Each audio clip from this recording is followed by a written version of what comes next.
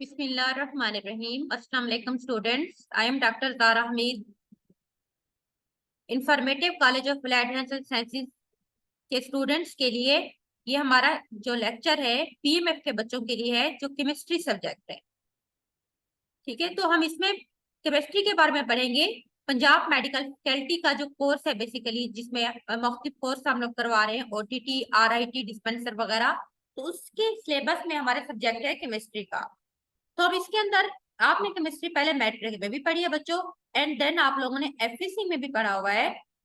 तो इस subject FSc में की निस्बत अगर हम इसको कंपेयर करते हैं, जो हम लोगों ने पंजाब मेडिकल फैकल्टी वालों ने अपने सिलेबस में जो हमारा केमिस्ट्री का मेडिकल टेक्नोलॉजी से रिलेटेड ऐड किए, तो ये थोड़ी शॉर्ट फॉर्म में भी है और इजी है एज कंपेयर टू उस केमिस्ट्री जो हम एफएससी में पढ़ के आए। सो हमारा सब्जेक्ट है केमिस्ट्री। इसके अंदर हम देखते हैं कि आज हमारा इंट्रो का लेक्चर है कि इसके अंदर कौन कौन सी चीजें हम उनको बारी बारी डिस्कस करते हैं।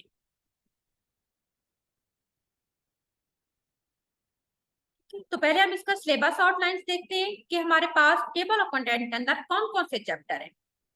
फर्स्ट, केमिस्ट्री के बारे में ब्रीफ डिस्कशंस कि केमिस्ट्री क्या है, introduction to chemistry, chemical reaction and equations, water solutions, acid base and salt, electrolytes and electrolysis, proteins, carbohydrates, lipids, amines वगैरह, ये सारे टॉपिक हम कवर करेंगे। फंडामेंटल ऑफ केमिस्ट्री, ठीक है, शॉर्ट लॉन्ग क्वेश्चन वगैरह, एडिशन, एमसीक्यूज वगैरह, ये सारी चीजें आपके सिलेबस में दी हुई है। उसके बाद स्ट्रक्चर ऑफ एटम्स, उसके answer question, short long question, concept diagram with की पॉइंट्स, ये सारी चीजें हैं। तो फर्स्ट हम इसको स्टार्ट करते हैं। अपना फर्स्ट जो हमारा चैप्टर है केमिस्ट्री का ब्रीफ, उसके अंदर हम डिस्कशंस करते हैं। तो फर्स्ट हमारे पास है इंट्रोडक्शन टू केमिस्ट्री। ठीक है, इसमें हमें सबसे पहले देखते हैं कि साइंस क्या है। बेसिकली केमिस्ट्री क्या है, साइंस की एक ब्रांच है ना, तो उससे पहले हमें साइंस के बारे में पता होना चाहिए। अगर हम साइंस की वन वर्ड डेफिनेशन देखें तो बेसिकली हमारे पास एक तरह के साइंस में हम कह सकते हैं कि हम मेथड्स यूज करके किसी भी चीज के बारे में हम जो ऑब्जर्वेशन करते हैं, देन हम उसके एक्सपेरिमेंट परफॉर्म करते हैं और बाद में हमें कंक्लूजन मिलता है, हमारे सवालों के हमें जवाब मिलते हैं। इस तमाम स्टडी को हम साइंटिफिक स्टडी का नाम देते हैं या हम उसको साइंस कहते हैं। तो science the well tested knowledge based upon observation and experiment. कोई भी इंसान जो एक ऑब्जर्वेशन करता है, गौर व फिक्र करता है चीजों के ऊपर, एक्सपेरिमेंट परफॉर्म करता है, तो उसके बाद इतना अच्छा नॉलेज होता है एक्सपेरिमेंट की बेस के ऊपर, ऑब्जर्वेशन की बेस के ऊपर, वो किसी भी चीज को टेस्ट करके उसको हमें कंक्लूजन बता सकता है। तो इस तमाम नॉलेज को हम साइंस कहते हैं। सो हम कह सकते हैं कि द वेल टेस्टेड नॉलेज जिसकी बेस ऑब्जर्वेशन एंड एक्सपेरिमेंट के ऊपर होती है, हम उसको साइंस का नाम देते हैं। या आप कह सकते हैं कि सिस्टमैटाइज्ड नॉलेज, बेसिकली हर चीज ऑर्गेनाइज्ड नॉलेज, हर चीज की स्टेप बाय स्टेप, हर चीज की एक्सप्लेनेशन जहां पे मौजूद हो, जिसकी बेस ऑब्जर्वेशन एंड एक्सपेरिमेंट के ऊपर होती है, तो हम उसको साइंस कहते हैं। या आप ये भी कह सकते हैं कि science is a systematic study that build and organize knowledge in the form of testable explanation and prediction about the universe। Means के साइंस के अंदर बेसिकली हमारे पास एक सिस्टमेटिक नॉलेज होता है, जिसके अंदर हम एक ऑर्गेनाइज्ड, एक सिस्टमेटिक स्टडी करते हैं, जो कि हमारे अंदर एक ऑर्गेनाइज्ड नॉलेज को बिल्डअप करता है इन the form of testable explanation. यानी कि जिस चीज को हम एक्सप्लेन कर रहे होते हैं लोगों के सामने, तो वो चीज पहले हम खुद टेस्ट कर चुके होते हैं, तो इसीलिए हम उसको कह सकते हैं कि testable explanation and prediction about the universe. और ये पूरी जो कायनात है, ये पूरी नेचुरल वर्ल्ड है, इसके बारे में प्रिडिक्शंस कर सकते हैं, वो बता सकते हैं इस पूरी वर्ल्ड के बारे में, इस पूरी दुनिया के बारे में, कि दुनिया किस तरह है, पहले कैसी थी, अब कैसी है, कैसे मार्ग वजूद में आई है।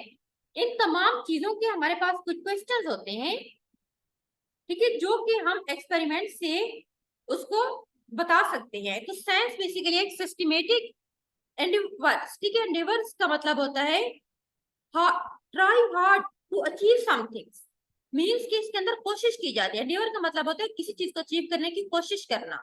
सो हम कह सकते हैं कि आप यूं इजीली कह सकते हैं कि science is a systematic study that build and organise knowledge in the form of testable explanation and prediction about the universe is called science. आप इनमें से जो मर्जी एक डेफिनेशन याद कर लें।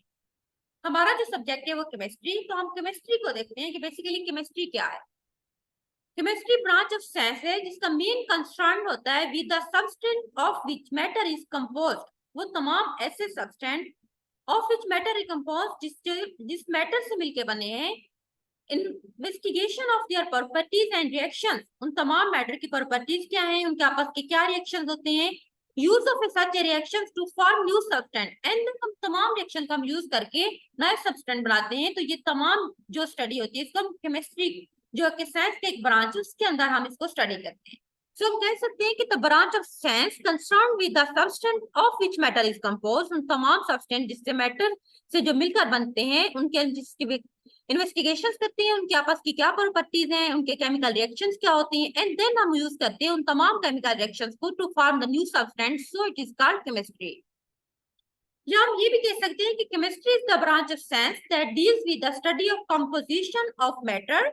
मादा की क्या कंपोजिशन है, स्ट्रक्चर ऑफ मैटर क्या है, प्रॉपर्टीज ऑफ मैटर क्या है, and then various kind of changes occur in matter, किसी भी मैटर के अंदर जो मुख्तलिफ तरह की तमाम जो चेंजेस तब्दीलियां होती हैं उन तमाम को हम केमिस्ट्री के अंदर डिस्कस करते हैं। It also deal with the study of law and principle which govern these changing in the matter, वो तमाम लॉज, वो तमाम प्रिंसिपल जो किसी भी मैटर के अंदर तब्दीली का बायस बनते हैं, उनकी वजह से किस मैटर के अंदर जो चेंज होती है उन तमाम की स्टडी हम जिस सब्जेक्ट में करते हैं उसको हम केमिस्ट्री का नाम देते हैं। In simple word the study of matter is called chemistry. अगर हम सिंपल आप लोग वन वर्ड डेफिनेशन बताएं तो स्टडी ऑफ मैटर, ठीक है, chemical reaction, properties of matter is called chemistry. उसके बाद कुछ टर्म होते हैं आपने पहले भी पढ़ी थी, एटम वर्ड हमारे पास एक ही एटम।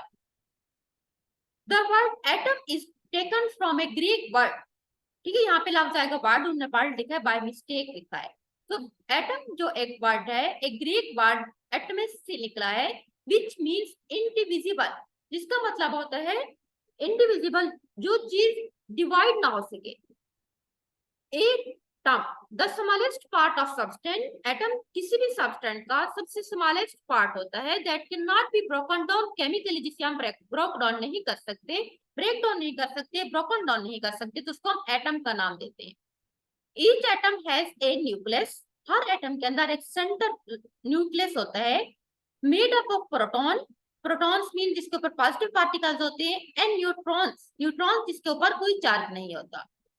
तीसरी चीज होती है इलेक्ट्रॉन, जिनके ऊपर नेगेटिव चार्ज होते हैं, move around the nucleus, nucleus के इर्द-गिर्द मूव करते हैं।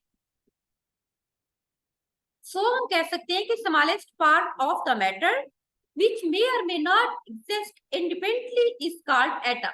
मैटर का सबसे छोटा पार्टिकल जो इंडिपेंडेंटली आजादाना रह भी सकता है नहीं भी रह सकता, तो हम उसको मैटर्स का नाम देते हैं।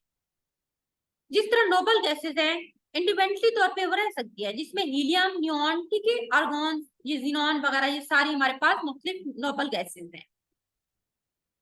उसके बाद atom of non metal can not exist independently in nature, जो नॉन मेटल्स होती हैं जिसमें सोडियम, ऑक्सीजन, हाइड्रोजन, ठीक है, ब्रोमीन, क्लोरीन, ठीक है, फ्लोरीन वगैरह, ये सारी मुख्तलिफ ऐसी मेटल्स, नॉन मेटल्स हैं ये वाले, जो कि आजादाना तौर पे नहीं रह सकते। Atoms of different elements are different, मुख्तलिफ डिफरेंट एलिमेंट्स के जो एटम्स होते हैं वो मुख्तलिफ होते हैं। All the atoms are formed to contain a large number of sub atomic particles, तमाम मैटर्स के अंदर सब एटॉमिक पार्टिकल्स होते हैं। Most important among these are electron, protons and neutrons. Sub atomic particles were discovered during 1800 years, ठीक है। उसके बाद हम देखते हैं कि प्रोटॉन्स क्या होते हैं। Protons are located in the nucleus of an atom, किसी भी एटम के न्यूक्लियस के अंदर मौजूद होते हैं। Each atom has at least one proton, her atom के अंदर एटलीस्ट एक प्रोटॉन लाजमी मौजूद होता है।